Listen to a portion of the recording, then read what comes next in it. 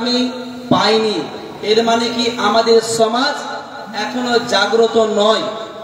অতএব আমি আর একবারও সালামের মাধ্যমে আজকের সভা সূচনা করছি, আপনারা সালামের উত্তর দিবেন ইনশাআল্লাহ। আসসালামু আলাইকুম ওয়া রাহমাতুল্লাহি ওয়া বারাকাতুহু। আলহামদুলিল্লাহ। এতক্ষণ মুনাদুহু ওয়া নাস্তাঈনুহু ওয়া নাস্তাগফিরু ওয়া নু'মিনু বিহি ওয়া নাতাওয়াক্কালু আলাইহি ওয়া নাউযু বিল্লাহি মিন শুরুরি আনফুসিনা ওয়া মিন সাইয়্যাতি আমালিনা মান ইয়াহদিহি মুদিল্লা লাহু ওয়া মান যুহজিহা আনিন নার وأدخل الجنة فقد فاز وما الحياة الدنيا إلا متاع। আমি আপনাদের সম্মুখে যে বিষয়টি উপস্থাপন করতে চলেছি এই বিষয়টি হচ্ছে মান হুমুল আশখাসুল লাযীনা লা ইয়াদখুলুনান নার, সেই সমস্ত ব্যক্তি যারা জাহান্নামে প্রবেশ করবে না। গত পরশুদিন আহমদপুরের উন্নতিকল্পে একটি জালসার আয়োজন করা হয়েছিল। সেই জালসায় আমি এর বিপরীত বক্তব্য রেখেছিলাম, মান হুমুল আশখাসুল লাযীনা লা ইয়াদখুলুনাল জান্নাহ, সেই সমস্ত মানুষ যারা জান্নাতে প্রবেশ করবে না। আর আজকে ইনশাআল্লাহ এই চকপাড়া জামে মসজিদের উন্নতিকল্পে যে বিষয়টি আলোচনা করতে চলেছি এটা হচ্ছে সেই সমস্ত মানুষ যারা জাহান্নামে প্রবেশ করবে না। অতএব এই বক্তব্য শ্রবণ করার পূর্বে তার নিজ নিজ দায়িত্ব সম্পর্কে কাল কিয়ামতের ময়দানে বিচারের কাঠগড়ায় আপনাকে দাঁড় করিয়ে জিজ্ঞাসিত করা হবে যে চকপাড়া জামে মসজিদের উন্নতিকল্পে চকপাড়া ফুটবল গ্রাউন্ড মাঠে আপনাদের জন্য একটি মাহফিলের আয়োজন করা হয়েছিল। আপনারা জলসা শুনতে এসেছিলেন, কিন্তু চারি সাইডে ঘুরে বেরিয়েছো, তারপরে কিন্তু ভলান্টিয়ার তোমাদেরকে এই জলসা মাহফিলে নিয়ে আসে। হাদিসের জিকির আজকার হয়, রাসূল সাল্লাল্লাহু আলাইহি ওয়াসাল্লামের হাদিসের বর্ণনা হয়। তাহলে সেই মাহফিলে যতক্ষণ পর্যন্ত জনসাধারণ বসে থাকবে ততক্ষণ পর্যন্ত আল্লাহর রাসূল সাল্লাল্লাহু আলাইহি ওয়াসাল্লাম বলেছেন ফেরেশতা যে তাদের পরাবর দিয়ে তাদের ডানা দিয়ে তাদের উপরে ছায়া করবে এবং তাদের উপরে রহমত বর্ষণ করবে, তাদের উপরে সাকিনা বর্ষণ করছে। কিন্তু দুঃখের বিষয় আজ আমাদের জন্য একটি সুন্দর মাহফিল, সুসজ্জিত মাহফিল তৈরি করার পরও, আজকে রহমতের মাহফিল তৈরি করার পরও কিন্তু আজকে আমরা এই রহমত এবং সাকিনার মাহফিলে আমরা অংশগ্রহণ করতে পারছি না। যদি এটি একটি কোনো শয়তানি মাহফিল হতো, এটি কোনো যদি ডান্সের মাহফিল হতো, আমাদের মধ্য থেকে অধিকাংশই মানুষ সেই মাহফিলে উপস্থিত হয়ে যেত। অতএব আমি প্রত্যেকটি স্বেচ্ছাসেবক, প্রত্যেকটি দায়িত্বশীল, প্রত্যেকটি ভলান্টিয়ারদেরকে আমি বলবো আপনারা নিজ নিজ দায়িত্ব পালন করুন। যদি আপনারা আপনাদের দায়িত্ব প্রস্তুতি গ্রহণ করুন। সম্মানীয় উপস্থিতি, আমি বক্তব্যের পূর্বে বেশ কয়েকটি কথা আমি বলে দিলাম, কিন্তু যে বিষয়টি থেকে আমি অগ্রসর হতে চলেছি এই বিষয়টি একটি অত্যন্ত গুরুত্বপূর্ণ বিষয়। বিষয়টির নাম হচ্ছে মান হুমুল আশখাসুল লাযীনা লা, পূর্বে আল্লাহ সুবহানাহু ওয়া তাআলাকে সন্তুষ্ট করার জন্য বেশ কিছু আমল করে যান। যদি আমরা মরণের পূর্বে আল্লাহ সুবহানাহু ওয়া তাআলাকে সন্তুষ্ট করার মতো যদি আমল করে যাই তো উদখিলাল জান্নাত ফাকাদ ফাজ, তাহলে আমরাই হয়ে যাব সফলতা অর্জনকারী, আমরাই হয়ে যাব সফলতা অর্জনকারী, আমরাই সফলতা অর্জন করব। সম্মানিত উপস্থিতি, আজ যদি আমরা এই দুনিয়ার জগতে থাকার পরে যদি আমরা সৎ আমল না জীবনকে প্রাধান্য দিয়ে ভোগার মধ্যে আমরা নিমজ্জিত হয়ে যাব। আর দুনিয়ার জীবন হচ্ছে খেল তামাশার জীবন। এই জীবনকে যেই সমস্ত মানুষ কোরআন হাদিসের উপর প্রাধান্য দিয়ে, আল্লাহ সুবহানাহু ওয়া তাআলার শরীয়তের উপরে প্রাধান্য দিয়ে দুনিয়ার জীবনকে প্রাধান্য দিয়েছে, তাদের জীবন ধূলিসাৎ হয়ে যাবে, তারা পরকালে কামিয়াব হতে পারবে না। অতএব পরকালে যদি কামিয়াব হতে চাও, পরকালে যদি জান্নাত যেতে চাও, জাহান্নাম থেকে যদি মুক্তি পেতে চাও, এই দুনিয়ার জীবনে যতদিন বেঁচে রয়েছে সৎ পথে চলতে হবে, সৎ আমল করতে হবে, তাহলে আমরা জান্নাতে প্রবেশ করতে পারবো।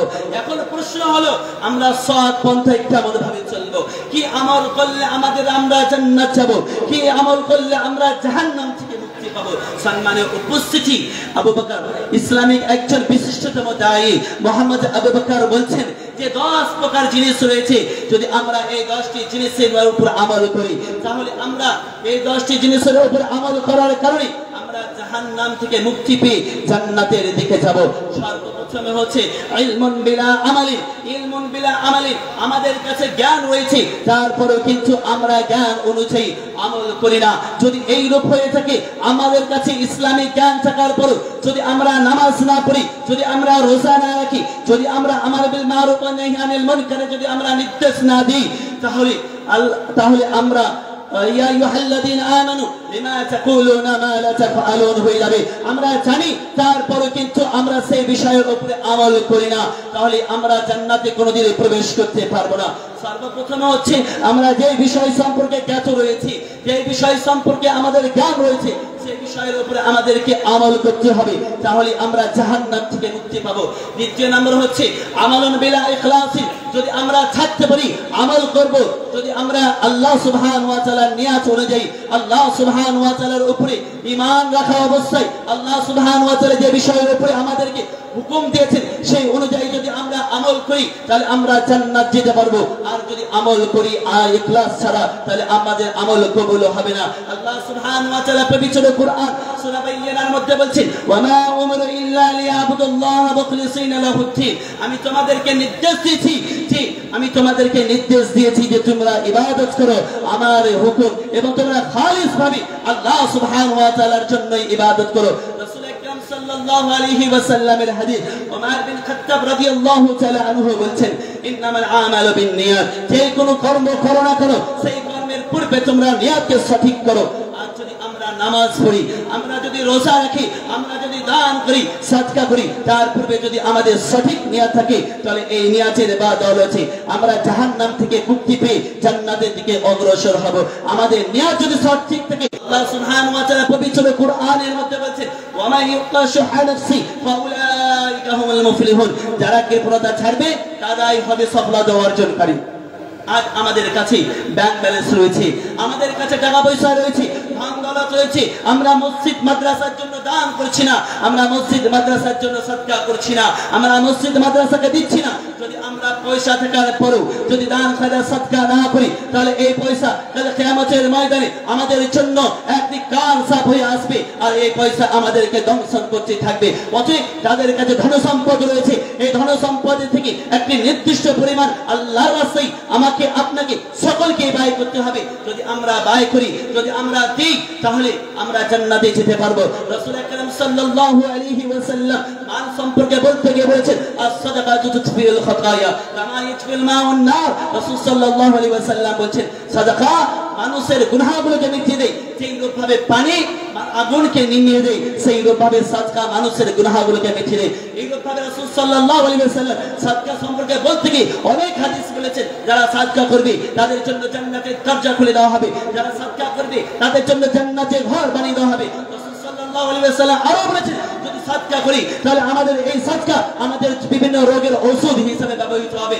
অতএব মুসলিম সম্প্রদায়, অতএব মুসলিম ভাই ও বাবাজি, আমি সকলকেই বলবো, যাদের কাছে অর্থ রয়েছে, যাদের কাছে টাকা রয়েছে, যাদের কাছে ব্যাংক ব্যালেন্স রয়েছে, তারা অবশ্যই আজকে চক শাহজাদপুর জামে মসজিদের উন্নতিকল্পে যে জালসার আয়োজন করা হয়েছে, এই জালসায় আপনারা বিপুল পরিমাণ, অসংখ্য পরিমাণ দান করে যাবেন। সম্মানের উপস্থিতি, আরো বলি যে যদি আমরা জান্নাত যেতে চাই, আমাদের অন্তরের মধ্যে আল্লাহ সুবহানাহু ওয়া তাআলার মহব্বতের প্রয়োজন রয়েছে।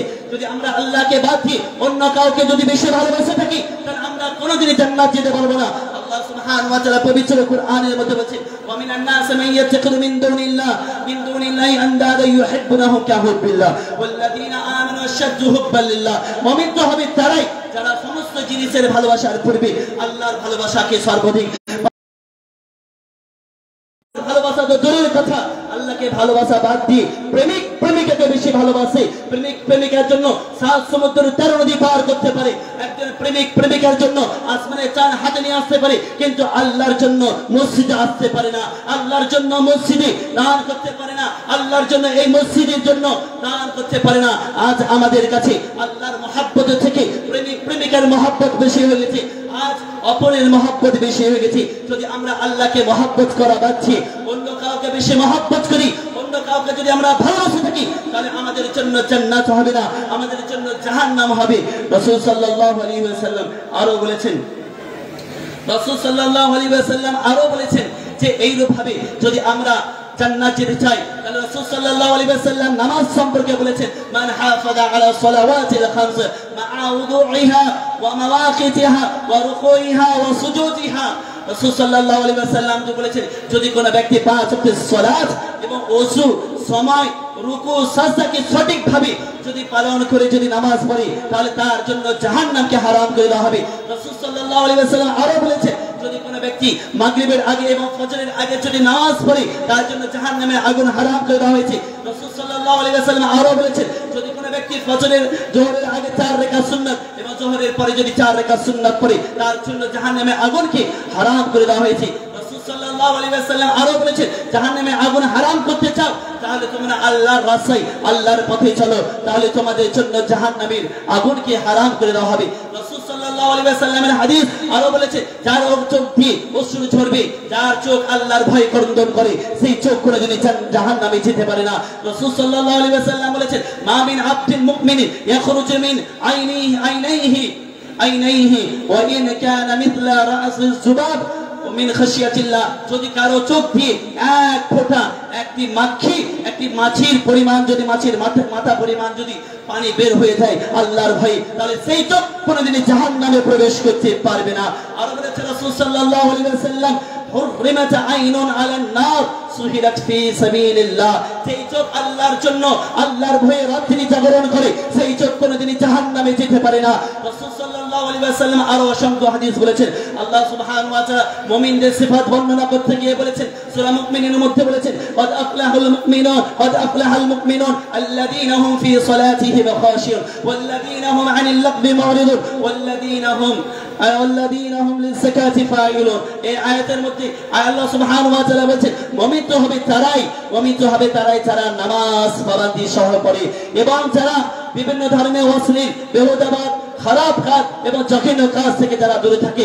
এইরূপ ভাবে মুমিন তো হবে তারাই যারা যাকাত দিয়ে থাকে, মুমিন তো হবে তারাই যারা নিজের লজ্জা স্থানের হেফাজত করবে। রাসূল সাল্লাল্লাহু আলাইহি ওয়াসাল্লাম বলেছেন, আমি সেই সমস্ত ব্যক্তিদেরকে গ্যারান্টি দিচ্ছি জান্নাতে, যে ব্যক্তি আমাকে দুইটি জিনিসের গ্যারান্টি দেবে, যে ব্যক্তি নিজের জুবানে নিজের জিহ্বার গ্যারান্টি দেবে এবং নিজের লজ্জা স্থানের গ্যারান্টি দেবে যে আমি এই দুইটিকে সংরক্ষণ রাখবো, সংযত রাখবো, সেই ব্যক্তিকে রাসূল সাল্লাল্লাহু আলাইহি ওয়াসাল্লাম বলেছেন কোনদিনই জাহান্নামে প্রবেশ করবে না। অতএব মুসলিম ভাই ও বাবাজি, আরো রাসূল সাল্লাল্লাহু আলাইহি ওয়াসাল্লাম বলেছেন, আল্লাহ পাক রব্বুল আলামিন পবিত্র কুরআনের মধ্যে বলেছেন, ইন্নাল্লাহা লা ইয়াগফিরু আন ইউশরাকা বিহি ওয়া ইয়াগফিরু মা দুনা যালিকা লিমান ইয়াশা। আল্লাহ সুবহানাহু ওয়া তাআলা বলেন, যদি কোনো ব্যক্তি শিরক করে থাকে, আল্লাহ সুবহানাহু ওয়া তাআলা শিরকের গুনাহ মাফ করে না, কিন্তু শিরক বাদ দিয়ে অন্য কোনো যদি গুনাহ করে থাকে, আল্লাহ সুবহানাহু ওয়া তাআলা তার গুনাহকে মাফ করে তাকে জান্নাতে প্রবেশ করবে। আল্লাহ রাসূল সাল্লাল্লাহু আলাইহি ওয়াসাল্লাম বলেছেন, যদি কোনো ব্যক্তি শিরক করে থাকে, তার সমস্ত গুনাহ মাফ, সমস্ত আমল বাতিল করে দেওয়া হবে। অতএব মুসলিম ভাতৃবৃন্দগণ, আজকের সময় অতি অল্প, অতএব এখান থেকে আজকের আমার বক্তব্য ইতি করছি। আল্লাহ সুবহানাহু ওয়া তাআলা যেন আমাদের সকলকে সেই সমস্ত আমল, সেই সমস্ত কর্ম করার তৌফিক দান করে, সেই সমস্ত কর্মের মাধ্যমে আমরা সকলে জান্নাতে প্রবেশ করতে পারবো। সেই সমস্ত কর্ম করার আমাদের সকলকে তৌফিক দান করে, সেই সমস্ত কর্ম করলে আমরা জাহান্নাম থেকে মুক্তি পাবো। আমিন।